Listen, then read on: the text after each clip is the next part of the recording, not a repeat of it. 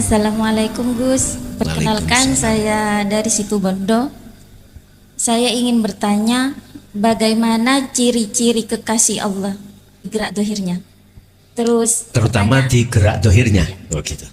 Terus pertanyaan yang kedua, nama kekasih Allah itu apakah benar hakikatnya adalah Allah sendiri? Nama Kekasih Allah itu pada hakikatnya adalah Allah sendiri. Terima kasih. Assalamualaikum warahmatullahi wabarakatuh. Waalaikumsalam warahmatullahi wabarakatuh. Apa ciri kekasih Allah secara fisik? Gitu nggih? Yes. Sebetulnya mudah, Pak. Bagi jenengan yang sudah mengerti tentang dinul haq. Apa cirinya itu? Secara fisik loh, tidak melihat secara ruhaniahnya. Ngerti enggak?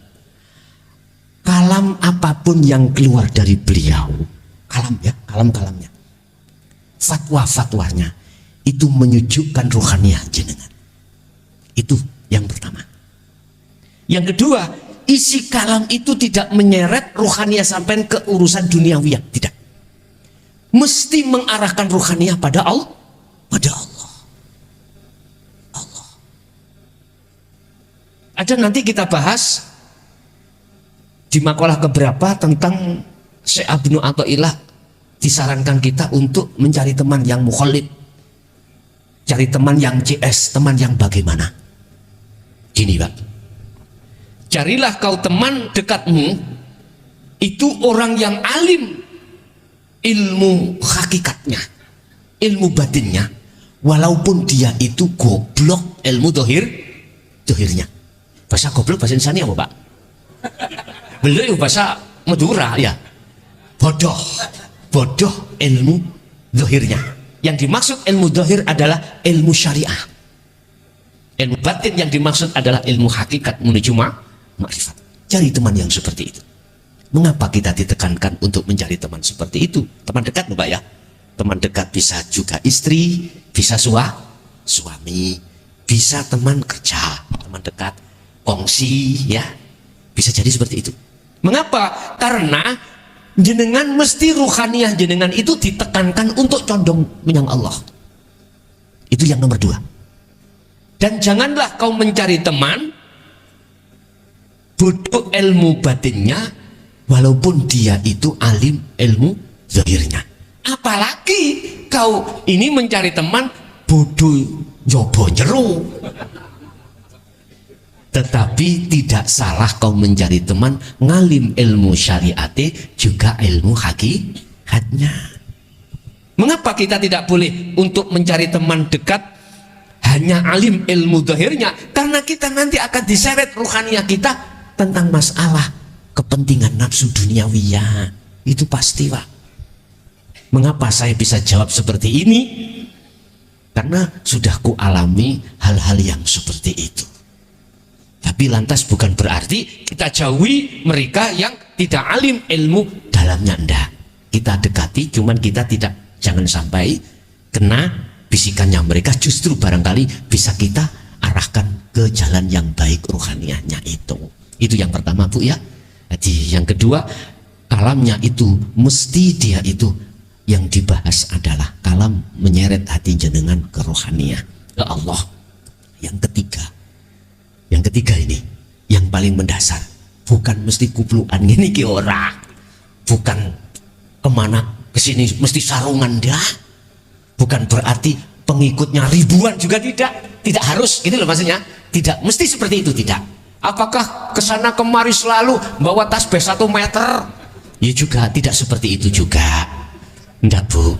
Allah mampu meletakkan kekasihnya, dia sebagai petani, pedagang, pemulung, pejabat, mohon maaf, sakit longge, mohon maaf.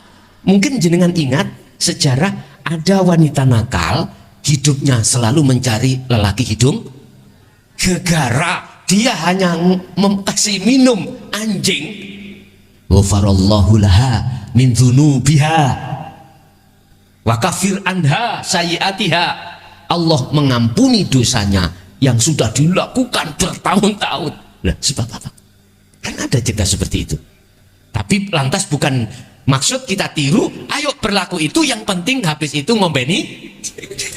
Ya enggak. Di situ ada apa? Gegara kasih minum anjing dimaafkan Allah. Ternyata inilah rahasia apa yang dimaksud Syekh Ibnu Athaillah. Amalia kecil manakala didasari makrifat pada Allah, jangan kau anggap kecil, jangan kau anggap ringan.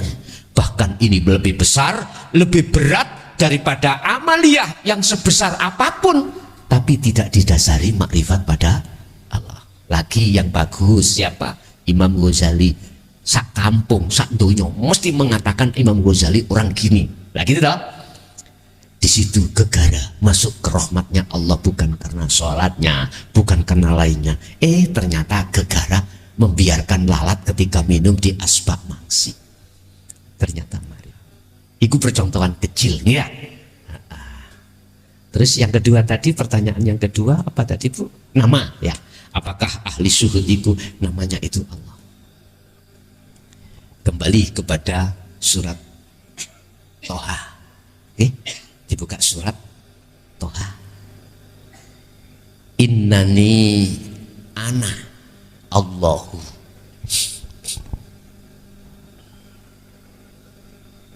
Mana pulpen ini? Mendelek.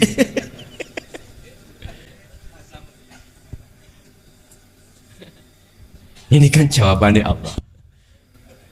Innani ana la ilaha illa ana. Ahli syuhud yang sudah makrifat mesti ngomong no jeneng. Sesungguhnya saya dibaleni maneh aku namanya aku iku Allah.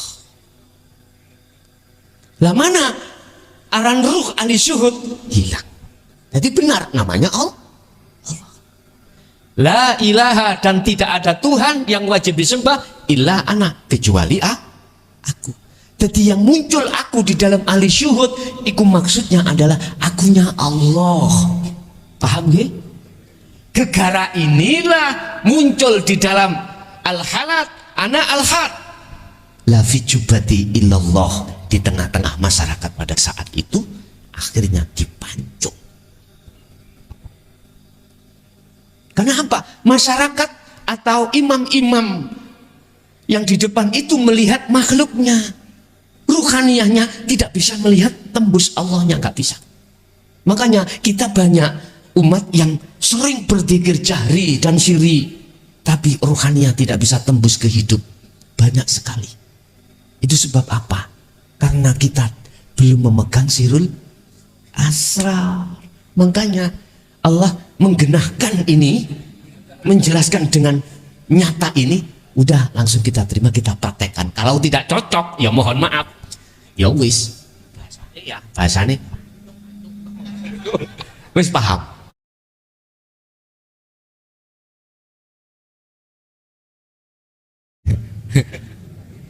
Nama mau Jokerto pisuwono aku, nggak pernah toh yo. Cuman sekarang praktekkan dulu, betul kan?